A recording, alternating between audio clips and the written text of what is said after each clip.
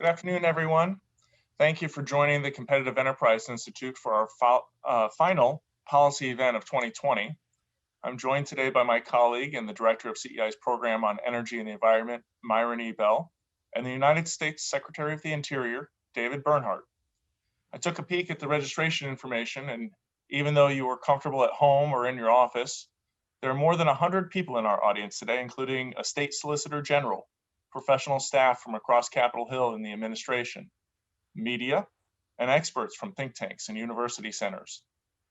All of that is important because your questions are essential to the conversation, and I encourage you to use the Q&A function found at the bottom of the screen or send an email directly to events@cei.org. Of course, we're recording the program, and later today we'll feature it on CEI's YouTube channel.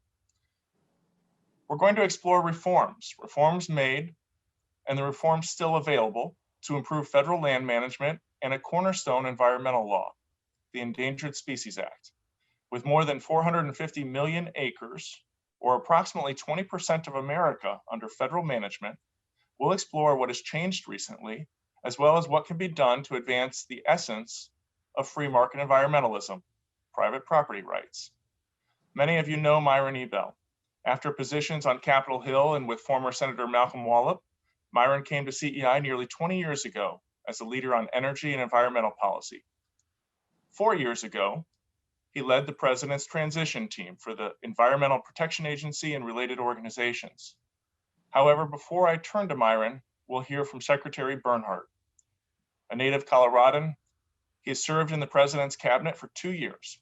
Now, going back 2 decades, the secretary has also held leadership roles at the Department of Interior as Director of Legislative Affairs, Counselor to the Secretary, Chief of Staff, Solicitor, and Deputy Secretary.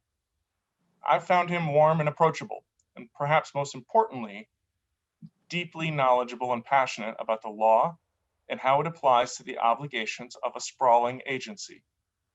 While most Americans may think of the National Park Service if they think of the Department of Interior at all, with more than 2,400 locations and 70,000 employees, the agencies of the department and the laws that it must execute touch on where we live, our access to natural resources, and commitments made for both preservation and conservation. So, Mr. Secretary, welcome to the Competitive Enterprise Institute. You've been a very busy guy, and my understanding is that we'll continue to see some important activity out of Interior for several more weeks, including on January 6th. But before we get to any of those nitty-gritty questions about lands, the ESA, how the department interacts with citizens across the country, can you tell us what you've been doing and what are some of the accomplishments of the Department of Interior? Well, I think the first thing I would say, first off, Kent, thanks for having me today. I really appreciated the invitation. I was thrilled to participate in this event with you and Myron. The first thing I would say is that how time flies. Time flies, and really just almost exactly 4 years ago, Myron Ebell, working on projects related to the EPA, and Doug Dominich, working on projects related to the Department of the Interior, sat down and looked at the speeches and statements that had been made by a candidate named Donald Trump, and tried to articulate what that candidate might do going forward in his presidential term. And in doing that, they began by recognizing, number one, that the president, soon to be President Trump, had laid out a vision that included a strong conservation stewardship legacy, a strong commitment to the development of energy across our country, and a strong commitment to the utilization of our public lands in a way that ensured public access to those lands and embraced the concept of multiple use. And if we were to look at that time, if we were to just go back 4 years ago, what we would see is in a regulatory environment that was filled with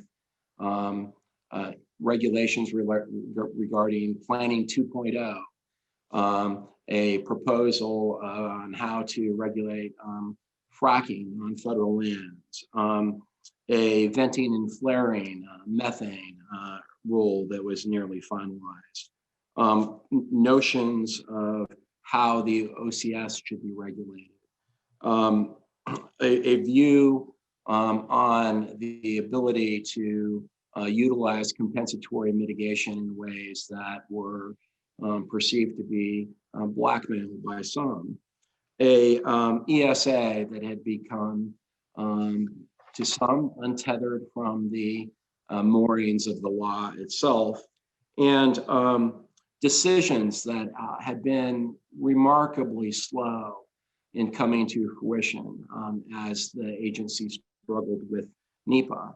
And then under that, what you would find is an agency that really appeared to me a mess. There were significant issues regarding sexual harassment that had taken place. The ethics office was non-existent because it had been underfunded and underutilized.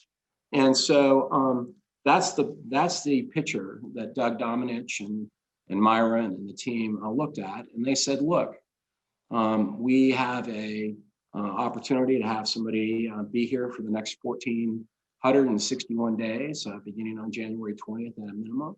And how is that agency going to perform? And what was amazing is the president laid out very clear goals on day one of his term. He began to issue a series of executive orders. And for each of the executive orders that he issued that dealt with issues relating to Interior followed up with a series of secretarial orders. And Ryan Zinke moved on those orders very quickly when he came in. Some of those orders were addressed to conservation, better collaboration with governors, greater emphasis on ensuring public access to public lands. At the same time, other orders focused on driving forward with the policy that the president laid out for energy. And then, of course, he had orders that looked at things like the sage grouse and recent plans that have been put in place for that, and even water. And those secretarial orders set the policy goal paradigm for Interior very quickly. At the same time, the prior administration's efforts in some of these areas had drawn such angst that the Congress moved very quickly, utilizing the Congressional Review Act, to get rid of a number of the regulations, such as the stream buffer rule, Planning 2.0, and others.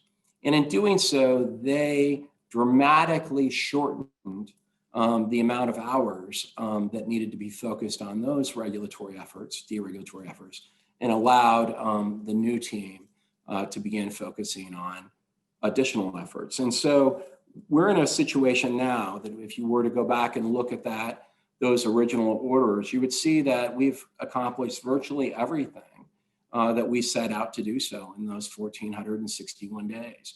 Fracking, our position on that has now been upheld at the district court level.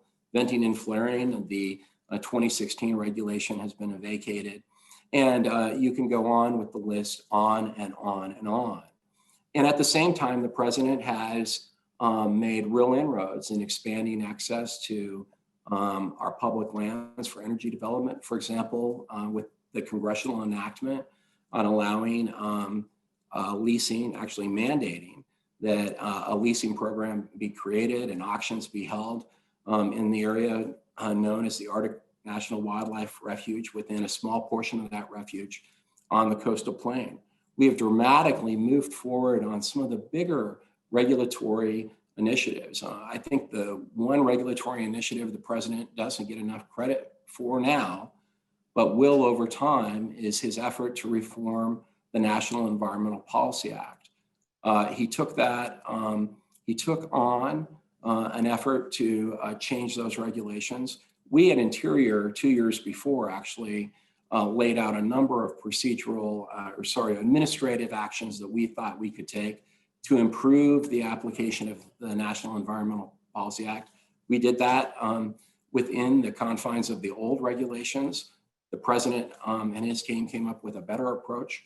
And that, I think, will be a game changer for all administrative discretionary actions well into the future. And I think we'll see many of those changes survive.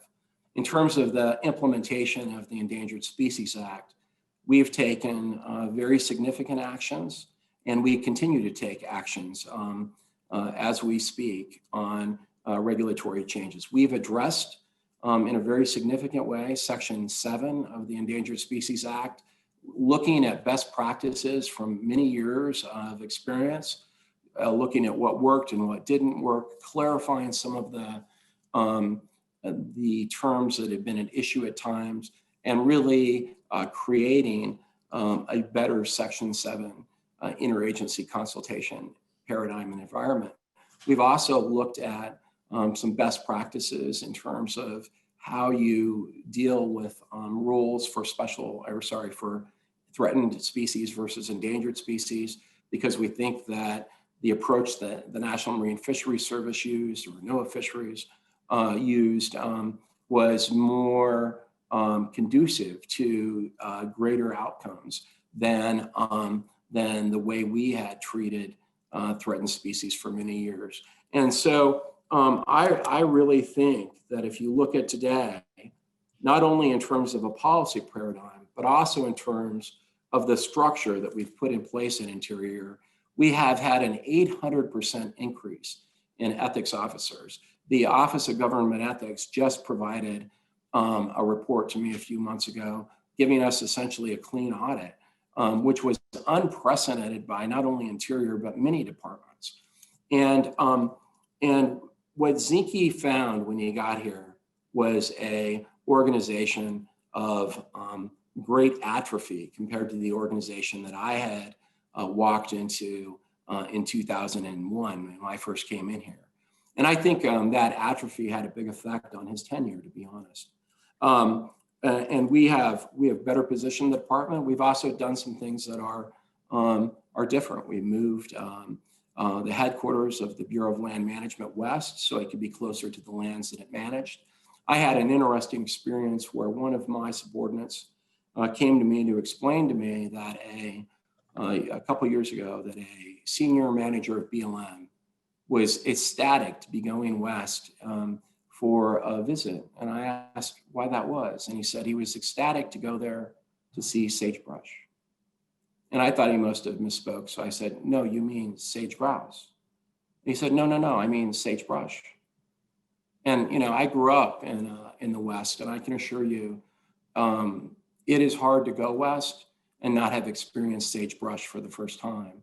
And there was really a disconnect between the perception of the folks that are here in DC and the decisions that we make on the ground. And ironically, as we have gone through this process of a move, I found it very, very interesting in a couple of ways.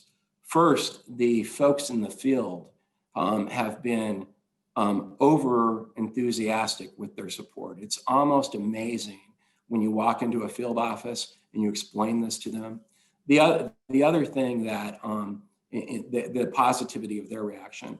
The other thing that's been fascinating to me is the number of folks who now want to occupy positions that were in DC, but we've moved west, that we had a hard time getting great candidates for, because a lot of our best managers live in the West, and they weren't terribly excited about the cost of housing in DC, the length of commutes, and what I've seen has been a very interesting reaction. And now with technology like this, I think the government should really spend a little time asking itself, where is it optimally placed? And that is on top of the reality that you save a tremendous amount of money. We pay folks about a third more to live here than we do in many other places of the country. And you can just take that savings right off the top before you deal with rent or anything. So anyways, I'm very pleased with where we are. We have a great deal more to do. We have at least three, well, actually two specific ESA regulations that are making their way through the process, as well as one, I know, very significant critical habitat determination. We have a host of other things that we're running through the tape. We had a plan that would last 1,461 days, and we expect that we'll be working until 1460. Very good, very good. Well, there's a lot there. I do want to get back to the ESA. I also want to talk about the structure of the agencies that you were closing there with, fundamental questions about federal lands. But I think I'd be remiss if we didn't lead off some of the questions that I'm seeing come through the process here about the news that's been made. I've heard at least 3 different radio reports in the last week about Alaska and the Arctic National Wildlife Refuge. Myron, I know this is something you want to get in on, but very, very quickly, Mr. Secretary, could you tell us what are the announcements and what's coming down the pike in the next couple of weeks with respect to ANWR? And then I'm going to turn to Myron here for, I think he has a couple of questions for you on the same subject. Well, I think this should really be very unsurprising. I mean, Congress, a little over 2 years ago, was very, very clear that they, as part of a broad piece of legislation, they directed that we develop a program and conduct at least 2 lease sales in ANWR, and they were for an area of the coastal plain, a small portion of the Arctic National Wildlife Refuge. And in doing that, they were incredibly direct. If you were to go back and read that legislation, what you would find is that the Congress was very clear in what it wanted. It was very specific in the rights that would be associated with the development. And I think it's a great example of Congress looking at other programs in Alaska and other places and saying, we want the government to do a little better here. And you know, the issue of developing energy resources in this area has been an issue with an extensive amount of debate. Some of us have worked on it at various times in our career for a very, very, very long time. And Congress ended the debate. And so the debate is no longer a question about whether or when. It became a question about moving forward and how. And I think we've developed a very solid program that also recognizes the significance of the rights that Congress had in mind here. And I, you know, the news that was made, which I found pretty unsurprising because we've been very consistent in saying this was coming, is that, you know, there will be a lease sale very, very soon. We've done a call for nominations. We've put out, or in the process of putting out a detailed notice of lease. And the process will take place. And I think the president, you know, that will be a significant expansion in access to public lands in an area that has been contested. And the president, just getting the legislation alone was an incredible effort. You have to remember that I think Ronald Reagan proposed it. I certainly know that the Bush administration did. George H. Bush worked on it. I know when I was here with Gail Norton and Secretary Kempthorne, they spent a lot of time on that issue. And so it's a great one to have gotten over the goal line, and then we're taking it farther. And the amount of effort that went into the environmental impact statement and the analysis is very, very significant. And obviously that will be reviewed closely by a lot of folks, but at the end of the day, I think it will stand the test of time extraordinarily well, given the specificity that Congress provided us. Myron, why is there such angst and debate over an increasingly small part of the refuge's footprint being open to exploration, given that, as the Secretary said, 2 years ago, it was clearly written into law, it was passed by both houses, it was signed, So there should be no surprises here. Why is it such a debate today that we're moving forward with a lease program? Well, Kent and David, it's great to see you. I should mention, I always tell people that you're one of the superstars of the cabinet. That doesn't mean I'm not going to give you a hard time. Oh, I know that. Because, Kent didn't mention, amongst all the people watching you here, we have a bunch of rural Americans, especially rural Westerners. And as you and I both know, both being rural Westerners, they're an ornery bunch of people. And they're particularly ornery when they have to deal with some of the federal land managers at the ground level. So ANWR, in my view, and I've been fighting this since about 1990, it became an issue in 1986, I believe, when the Interior report came out. The environmental pressure groups have made it their major direct mail fundraiser for the last 30 years. And it's so good for them because it's got things like caribou and polar bears. And also they can say anything they want about it because nobody's ever been there. And so the further away something is, the easier it is to lie about it. And so this is what the debate. They're not giving up on ANWR because this is a golden goose for them. And I think I really admire everything that's been done to get this done in early January for a lease sale. But I just want to ask you about, the Trump energy dominance agenda was largely about federal lands and offshore areas. So you've had a huge amount of work to do. What do you think is going to happen if a future president says we're not going to have any more lease sales on federal land and offshore areas? Well, do you want me to answer now? Yes. Okay. Well, I think here's my view.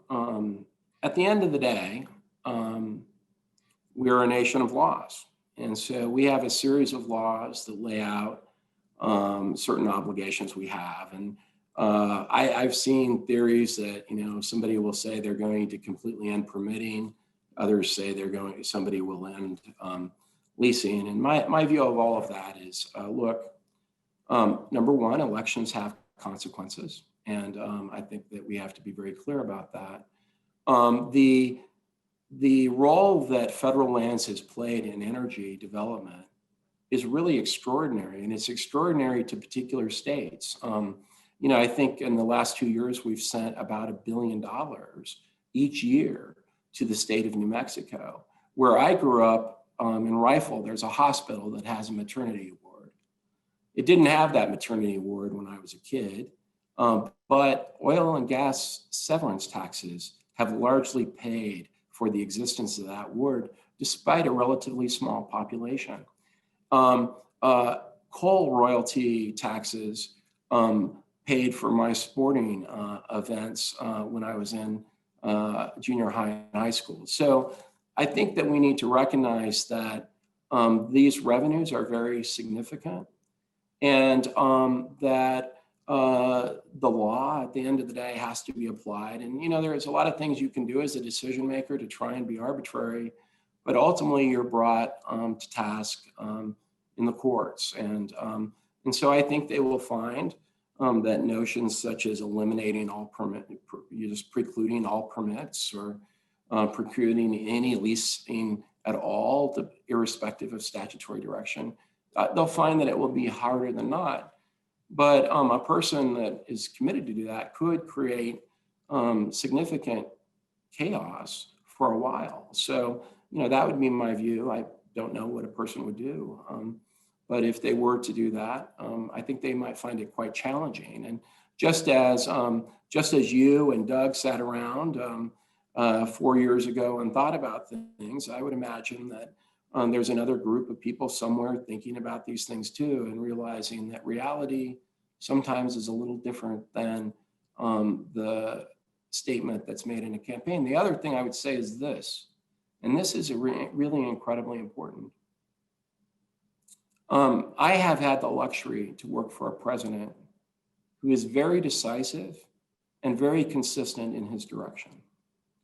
And what I do know about Interior is once you start to move the agency in a direction, people react to that. And when they react to that, there's another round of opportunity for discussion. And the president that I've worked for is very consistent when that happens of saying, look, David, I think I was pretty clear in my direction. We are proceeding forward, correct? And we've been able to do that. And I think that that's allowed us to move at a pace. And I know you're going to complain about other things, Myron, and I'm happy to talk about those. But I really think it's allowed us to move at a pace and a level of deliberation carefully that is extraordinary and extraordinarily unusual. And I'm not sure that any other executive officer will have the same luxuries that I've had. Before we get onto those other topics, it's not just with the Arctic Refuge and the ability to lease rights to explore and develop energy resources. It's not just the government here. There's been news, a lot of discussion, I'm not sure how much action yet, about major banks and other financial institutions deciding not to back investments in that area, not to back companies that want to bid or ultimately develop. How does the program work? Will there be a reserve price where there's a minimum bid? Once you get the bid, there's several months of negotiation, as I understand, to make sure that the contract is amenable to all parties. What are the nuts and bolts of what we're going to see unfold over the next couple months? Well, there's not a series of negotiations, just to be clear. We have a paradigm where we will post a copy of the detailed description of the lease. There'll be bids submitted. There is a minimum bid, but it's quite it's consistent, with other minimum bid efforts. That will be displayed. The contract itself will be displayed, and then people will bid, and then there will be an analysis of those bids, and decisions will be rendered, and I would imagine that they'll be rendered appropriately, but quickly. And so, I do think that and the point you make is interesting, because even when you look at the Arctic National Wildlife Refuge and the small area of the coastal plain, within that area, there is also native ownership and interest in these resources as well. And those, irrespective of the federal resources, are also very meaningful. The point I think you're making, that I'm jumping to, even if you are not, is, once leases are issued, if they're lawful, entities have significant interest in those. In terms of anticipation of bids and lease sale, my view of that is always to be somewhat circumspect. I have been in my prior life, as a matter of fact, people spend a lot of time accusing me of my prior life, but in my prior life, I have some understanding of those deliberations internally for entities. And my expectation is there's a lot of things that go into a decision on whether to bid or not. And one would certainly be your ability to move forward with the project. One would be your financing. But it's also that there aren't a lot of areas like the area we're talking about, with the knowledge base we have of the potential there, and the technology that would be needed. And so I think a lot of factors factor in, and we'll see what happens. Certainly we'll know in a few, I guess, in a period of time. I want to turn to the Endangered Species Act in just a moment, but before we do, before we make that pivot, it seems that there might be an intersection with one of the other successes that you talked about. And I wonder if you could explain for a couple minutes what still might be coming for us with understanding clarity around changes with NEPA. So once someone goes through the process of earning the right to develop land, there has to be assessments made, there has to be permitting done, and are we to see more changes on, more clarification on NEPA regulation, particularly around oil and gas development and emissions? Well, I think I think that is an excellent point. I think this president, having experience as a developer himself, recognized the benefit and the common sense of having NEPA or a NEPA-like statute or requirements in place, because fundamentally it has two very beneficial roles. The first role is to ensure that there's some sort of public participation process where that's necessary and appropriate. And the second is to ensure that the decision maker makes a informed decision after thinking about the consequences from a potential action and also alternatives to that action.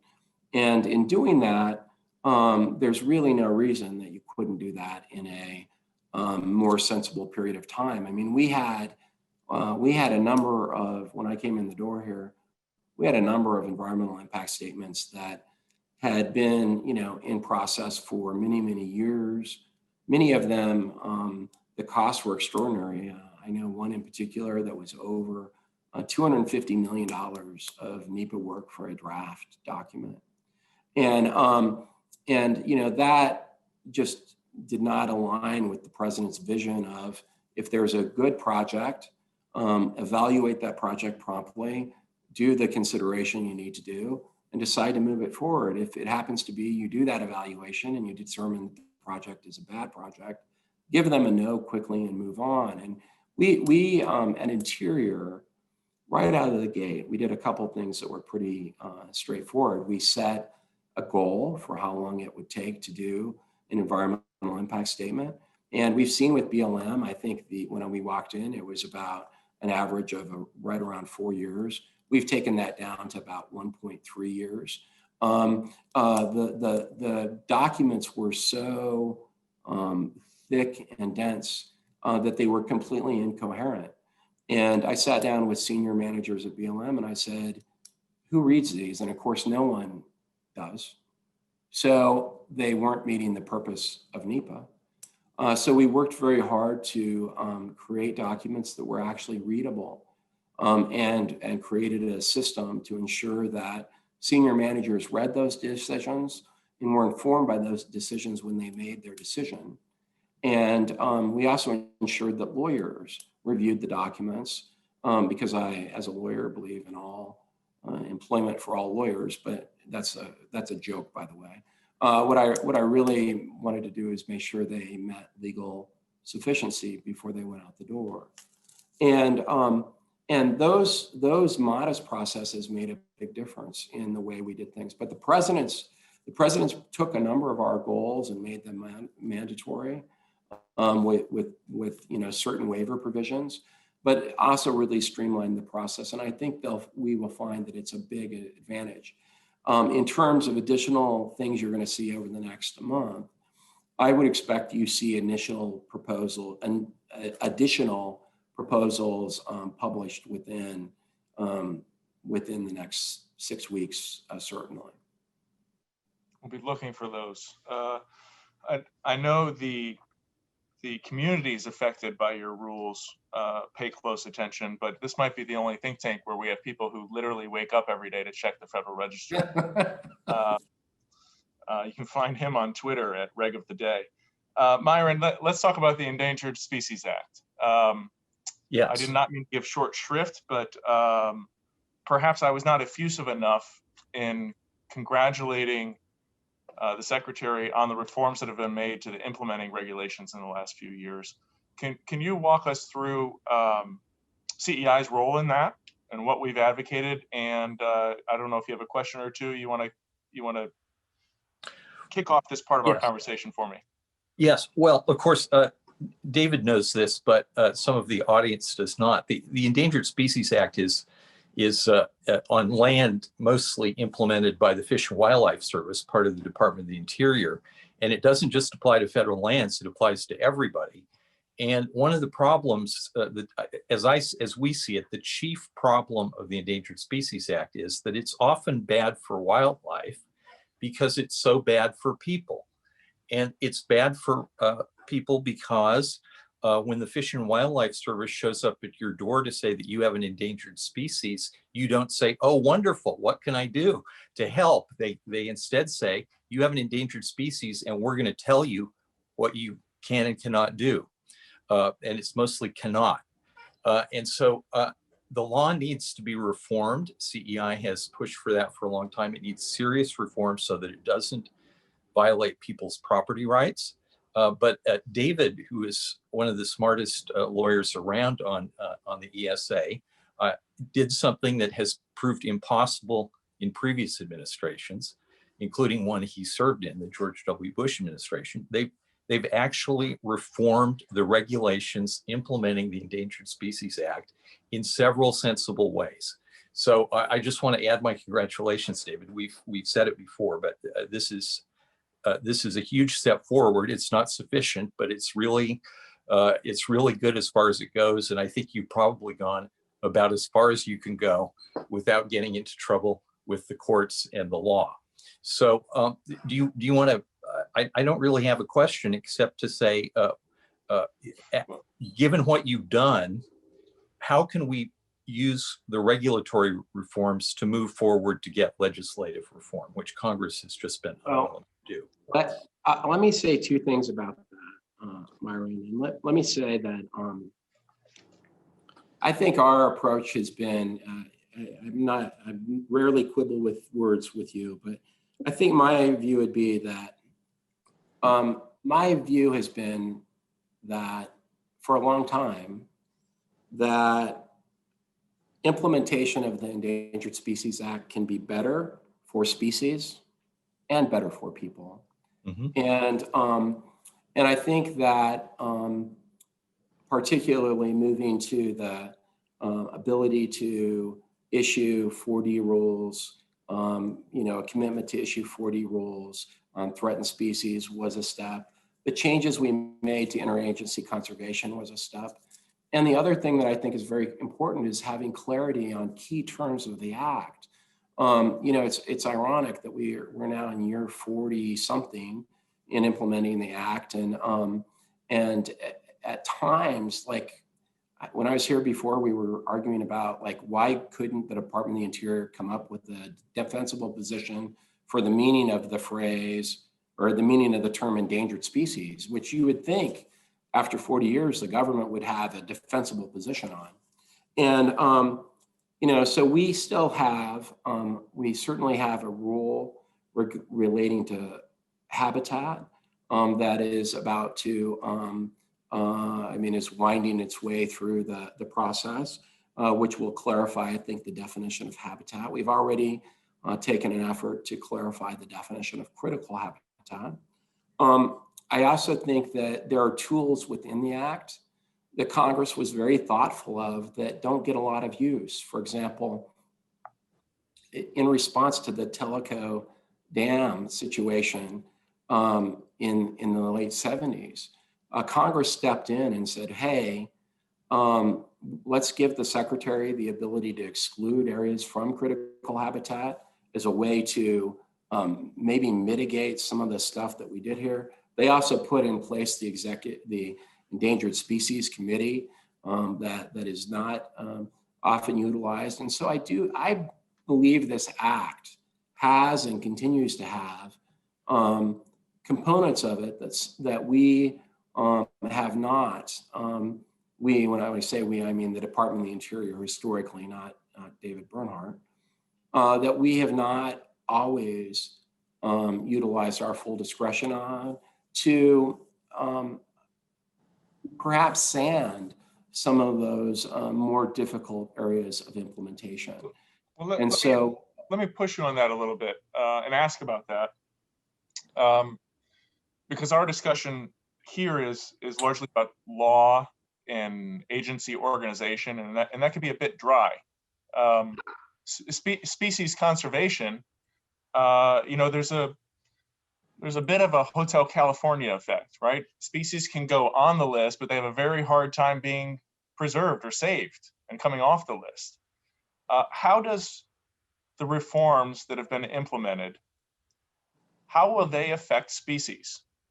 How are we going to be better off with preservation of these species? Well, a couple things. First, in clarifying what is habitat and what's not, what's critical habitat and what's not, we at least all end up on a common footing in our understanding of the law, number one. But here's what I really think is a game changer. And I know that CEI has very strong feelings about this act overall.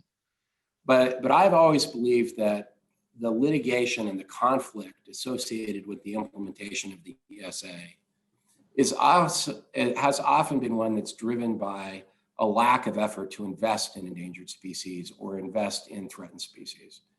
And I fundamentally believe that the action that the president took in signing the Great American Outdoors Act is it creates a mechanism through the utilization of the funding that's allowed in the act with the perpetual funding of Land and Water Conservation Fund for $900 million a year forever.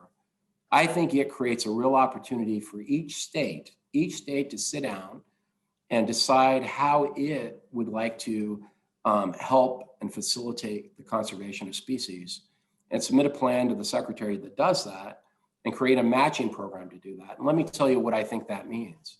I would love for the Department of the Interior and the state of, you pick a state, let's say it's an imaginary state so we don't create any problems, but the imaginary state of X, where they say, look, we really care about some species that was just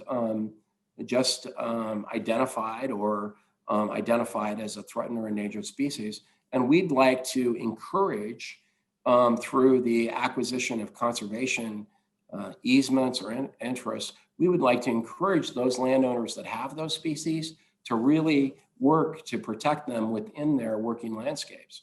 And I think that we have a mechanism now that could allow that to happen. So I personally believe— You're describing a shift from a regulatory enforcement model to an incentive-based, property rights-driven, private sector-driven, private landholder-driven preservation model. I absolutely am, and I think we have now the tools in the law to do that. We have the tools in the law to do that, and I fundamentally believe that our reforms, coupled with that new tool, can be an absolute game changer. Now, the critic or the cynic would say that $900 million pot of money won't be used for these incentive-based models of regulatory objectives, that they would go toward personal monuments. We'll have monuments named after congressmen and senators and your favorite governor. And in a era when we already have so much land locked up by the federal government, are there protections in the Great Outdoors Act, the Great American Outdoor Act, to prevent against more and more and more acquisition? Well, as I said, elections do have consequences, but here's what I think really matters, and I think this matters immensely, and I think many governors would embrace this notion. What matters is that the tool exists and it could be used precisely this way. Moreover, at least 40% of those funds, no matter what year you're in, go to states. And so I do think that there's an opportunity here for a complete game changer. Now, whether a secretary will choose to go down that pathway or not, I can't say, but I can say that while I'm secretary, that certainly is the direction we're headed. I issued an order laying out these principles. I thought they were pretty clear. Some people have differing views and they wanted to share those views with me, but the reality is that this is an absolute opportunity to make a significant change in deconflicting the Endangered Species Act. And there haven't been a lot of changes like that in time. And I think we ought to seize the moment. How Myron provided us with a stylized version, not incorrect, but probably incomplete, about how land managers and federal agents, and I use that term broadly, I don't mean necessarily police officials, but federal officials, how they interact with landowners where these species are found or thought to perhaps exist. How do they interact with landowners, and how do you want to see that development in order to, again, not just the management of the programs, but to actually improve the quality of habitat and actually improve the way species are preserved in our lands? Well, let me say this, and I mean this. I've worked many years at the Department of the Interior, and there are many wonderful and dedicated people in the department that do an incredible job. I have also experienced at times individuals that, you know, they have a view, and that view is completely untethered from the law. And it's my belief that that is an area that that the president has shown the American people quite significantly. And we entrust in our system of government, we entrust individuals with a great deal of authority. A field office manager outside of my hometown of Rifle has in their hands, in many instances, the hopes and dreams of that community. And the future of that community often depends, the economic future often depends on the decisions that that land manager makes. And you know, that land manager on one hand can't be arbitrary, but that, you know, Interior is an old agency, and as a result of that, we have a lot of discretion at the end of the day. And you know, my view is that elections set the discretion dial to where the president wants, and then within that, you're supposed to make decisions based on the facts and the law, because your components are facts, law, and policy. And so I think that the best thing we can do is work very hard to ensure that people are accountable to the law and understand the law, and highlight those instances where people don't follow the law. And we've worked very hard at Interior to institutionalize processes that ensure decisions aren't made without at least an understanding of the law. And I do think that that's remarkably important at the end of the day. And there are many, I mean, as I said, there's incredibly good people here, but, and by and large, there is a degree of communication and collaboration on the landscape. But those instances that don't are incredibly difficult for the individual landowner that's there. And you know, my own view of a reform effort is this: that you come into an administration, you begin with the policies and protocols of the prior administration and addressing them.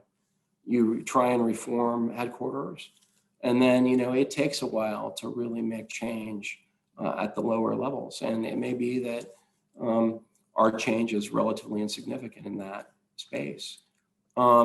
David, could I ask you a question following up on what you said about local land managers having a lot of consequence in terms of what happens to rural communities? okay, the national parks are set aside as parks, and the wildlife refuges are largely set aside as for wildlife, particularly birds. But the BLM, the Bureau of Land Management, the public lands, the Great Basin in the West, in the Intermountain West, was mostly set aside for multiple use. That is, resource production, recreation, hunting, access with roads. And what's happened in the last generation at the BLM is that both legally and administratively, more and more land has been set aside. It's been withdrawn from the mining law so that mining claimants, mining prospectors can't go in and find valuable minerals and claim them. The grazing system has been under, grazing permittees have been under tremendous attack in the national forest, which you don't have anything to do with, but obviously timber production has been tremendously, it's been cut by about 90% since 1990.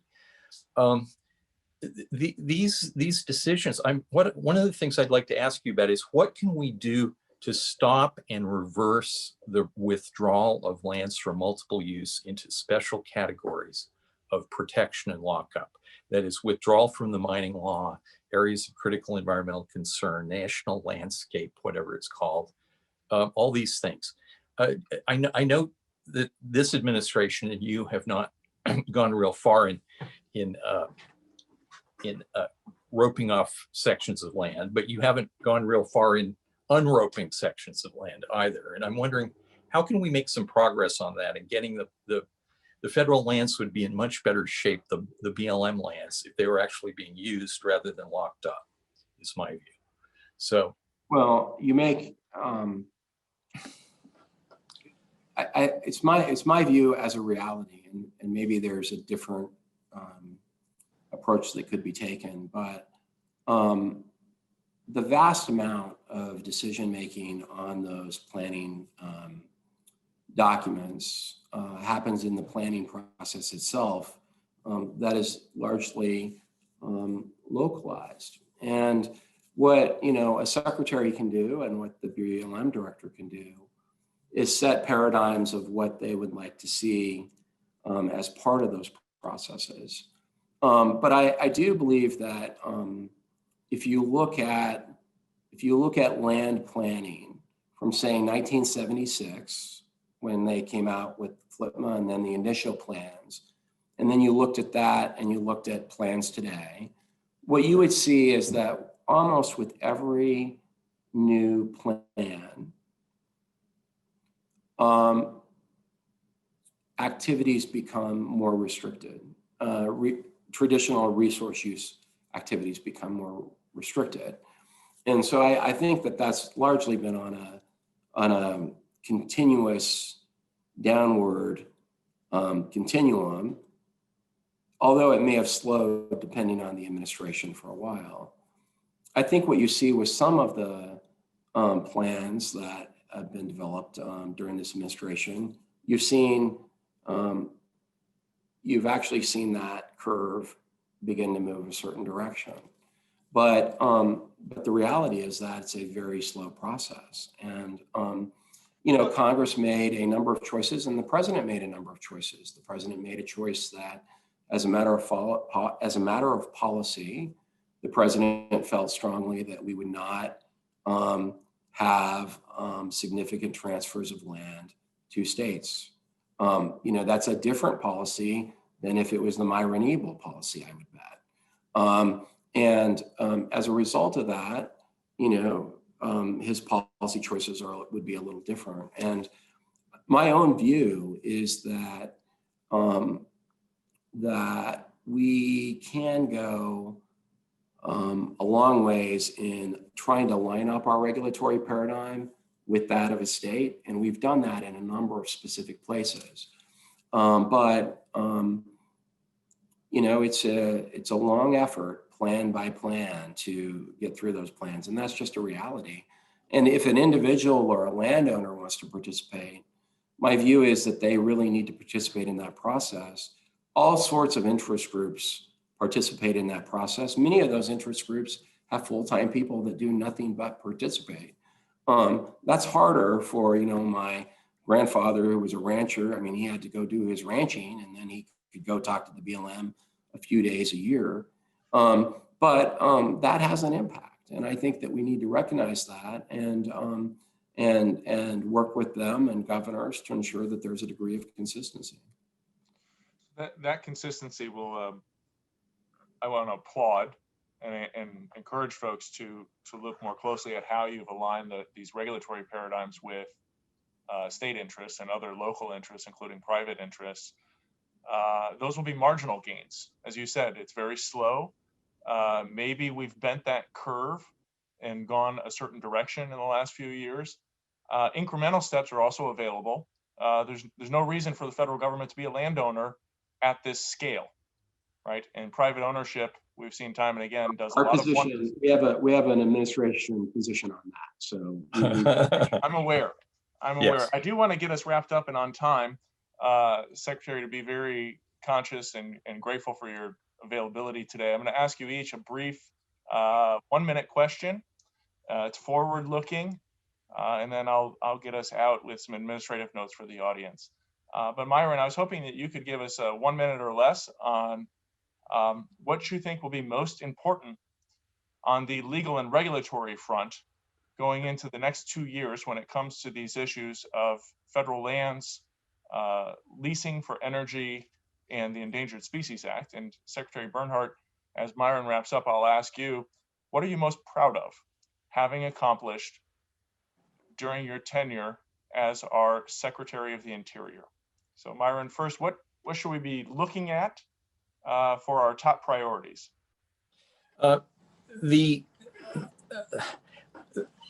Look, we're going to have to just try to defend the gains that have been made in the first Trump term. I don't think they haven't done as much as they should have, or as they wanted to, or as they might have been able to get done. But they've made tremendous progress on a number of issues and on a number of fronts. The main problem is that there's still too much federal land. It's poorly managed on average. It's not as well managed as private land. And that has environmental consequences, but it also has tremendous consequences for local rural economies and for our political system. It undermines our system of limited government by having so much socialized land. So the big goal is still to have less federal land, have it better managed, but less of it.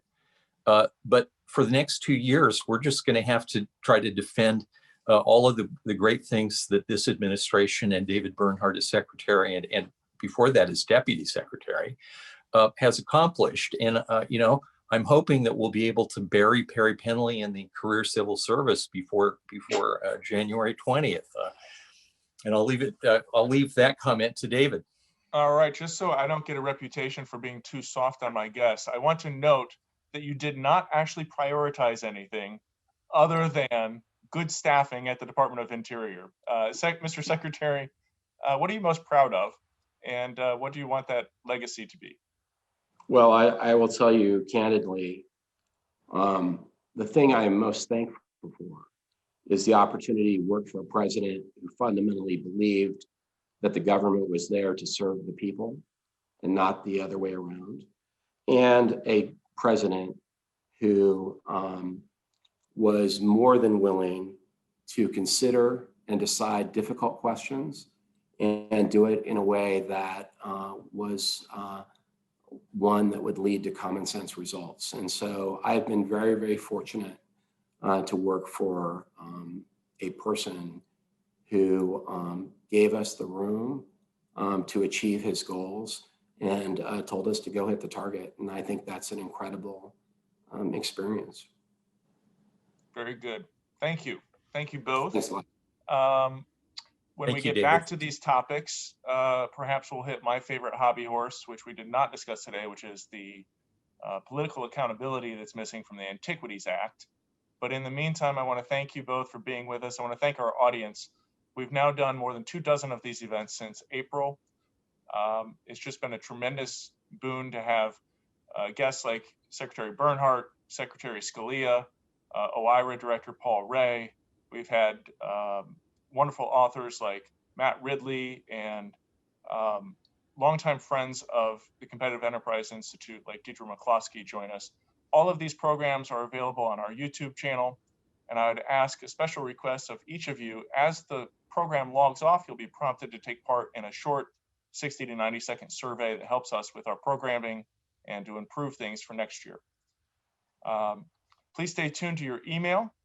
We're working on a very special event for the first week of January.